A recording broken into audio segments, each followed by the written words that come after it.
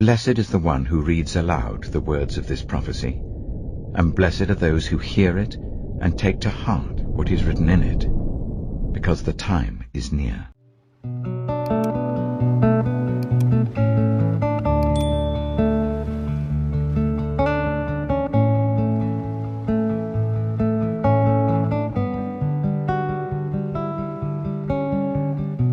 Psalm 133.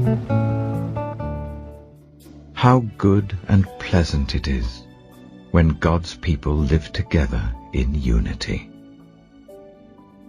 It is like precious oil poured on the head, running down on the beard, running down on Aaron's beard, down on the collar of his robe. It is as if the dew of Hermon were falling on Mount Zion, for there the Lord bestows his blessing, even life forevermore. 1 Peter chapter 4. Therefore, since Christ suffered in his body, arm yourselves also with the same attitude, because whoever suffers in the body has finished with sin. As a result, they do not live the rest of their earthly lives for evil human desires, but rather for the will of God. For you have spent enough time in the past doing what pagans choose to do, living in debauchery, lust, drunkenness, orgies, carousing, and detestable idolatry.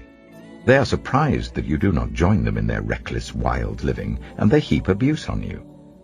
But they will have to give an account to him who is ready to judge the living and the dead. For this reason, the gospel was preached even to those who are now dead, so that they might be judged according to human standards in regard to the body, but live according to God in regard to the Spirit. The end of things is near.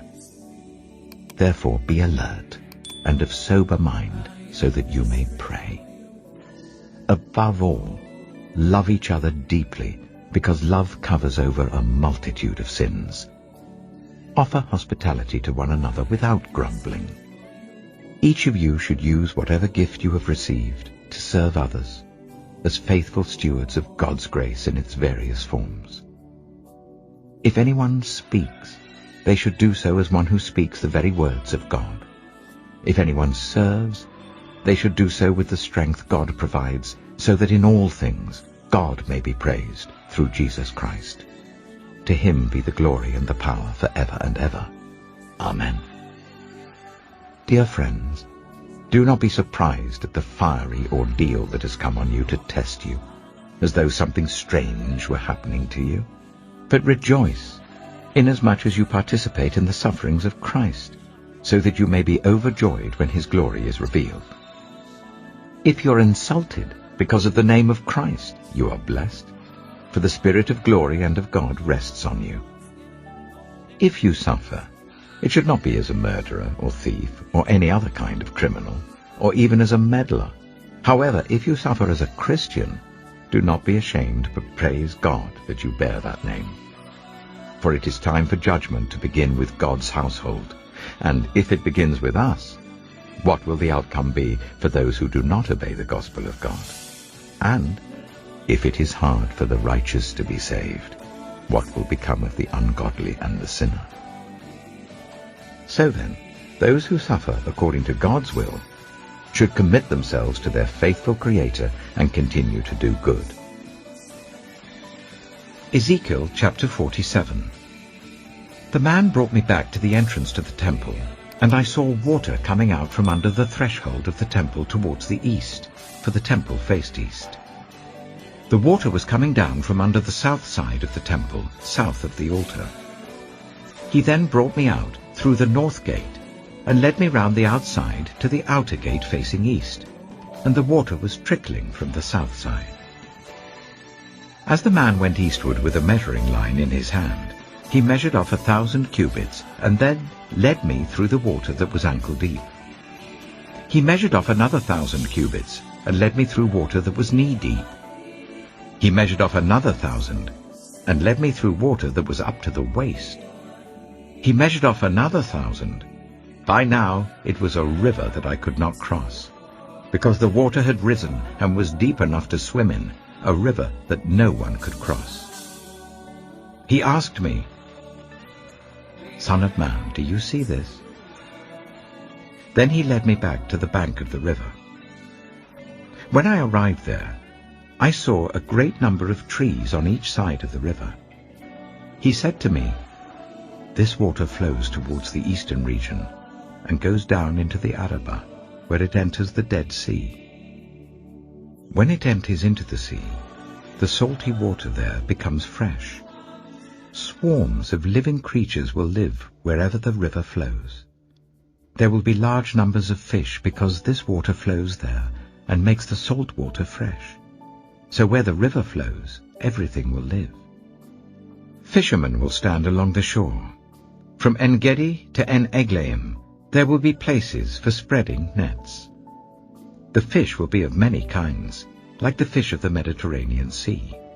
But the swamps and marshes will not become fresh. They will be left for salt. Fruit trees of all kinds will grow on both banks of the river. Their leaves will not wither, nor will their fruit fail. Every month they will bear fruit because the water from the sanctuary flows to them. Their fruit will serve for food, and their leaves for healing." This is what the Sovereign Lord says. "These are the boundaries of the land that you will divide among the 12 tribes of Israel as their inheritance, with 2 portions for Joseph.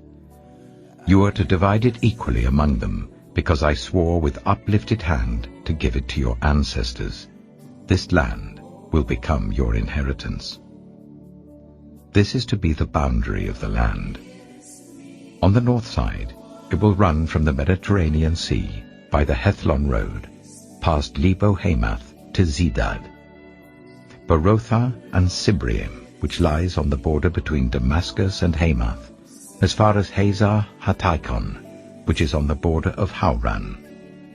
The boundary will extend from the sea to Hazar Enan, along the northern border of Damascus, with the border of Hamath to the north. This will be the northern boundary. On the east side, the boundary will run between Hauran and Damascus, along the Jordan between Gilead and the land of Israel to the Dead Sea and as far as Tamar. This will be the eastern boundary. On the south side, it will run from Tamar as far as the waters of Meribah Kadesh, then along the Wadi of Egypt to the Mediterranean Sea. This will be the southern boundary. On the west side, the Mediterranean Sea will be the boundary to a point opposite Lebo-Hamath. This will be the western boundary. You are to distribute this land among yourselves according to the tribes of Israel. You are to allot it as an inheritance for yourselves and for the foreigners residing among you and who have children. You are to consider them as native-born Israelites. Along with you they are to be allotted an inheritance among the tribes of Israel. In whatever tribe a foreigner resides, there you are to give them their inheritance, declares the Sovereign Lord. Ezekiel chapter 48. These are the tribes, listed by name, at the northern frontier. Dan will have 1 portion. It will follow the Hethlon road to Lebo-Hamath. Hazar Enan and the northern border of Damascus next to Hamath will be part of its border from the east side to the west side. Asher will have 1 portion. It will border the territory of Dan from east to west. Naphtali will have 1 portion. It will border the territory of Asher from east to west. Manasseh will have 1 portion. It will border the territory of Naphtali from east to west. Ephraim will have 1 portion. It will border the territory of Manasseh from east to west. Reuben will have 1 portion. It will border the territory of Ephraim from east to west. Judah will have 1 portion. It will border the territory of Reuben from east to west. Bordering the territory of Judah from east to west will be the portion you are to present as a special gift.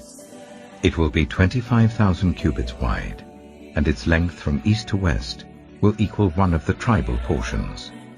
The sanctuary will be in the center of it. The special portion you are to offer to the Lord will be 25,000 cubits long and 10,000 cubits wide. This will be the sacred portion for the priests. It will be 25,000 cubits long on the north side, 10,000 cubits wide on the west side, 10,000 cubits wide on the east side, and 25,000 cubits long on the south side. In the center of it will be the sanctuary of the Lord. This will be for the consecrated priests, the Zadokites, who were faithful in serving me and did not go astray as the Levites did when the Israelites went astray. It will be a special gift to them from the sacred portion of the land, a most holy portion, bordering the territory of the Levites. Alongside the territory of the priests, the Levites will be allotted a portion of land, 25,000 cubits long and 10,000 cubits wide. Its total length will be 25,000 cubits, and its width 10,000 cubits. They must not sell or exchange any of it. This is the best of the land, and must not pass into other hands, because it is holy to the Lord. The remaining area, 5,000 cubits wide and 25,000 cubits long, will be for the common use of the city, for houses and for pasture land. The city will be in the center of it, and will have these measurements. The north side, 4,500 cubits, the south side, 4,500 cubits, the east side, 4,500 cubits, and the west side, 4,500 cubits. The pasture land for the city will be 250 cubits on the north, 250 cubits on the south, 250 cubits on the east, and 250 cubits on the west. What remains of the area, bordering on the sacred portion and running the length of it, will be 10,000 cubits on the east side and 10,000 cubits on the west side. Its produce will supply food for the workers of the city. The workers from the city who farm it will come from all the tribes of Israel. The entire portion will be a square, 25,000 cubits on each side. As a special gift, you will set aside the sacred portion along with the property of the city. What remains on both sides of the area formed by the sacred portion and the property of the city will belong to the prince. It will extend eastward from the 25,000 cubits of the sacred portion to the eastern border, and westward from the 25,000 cubits to the western border.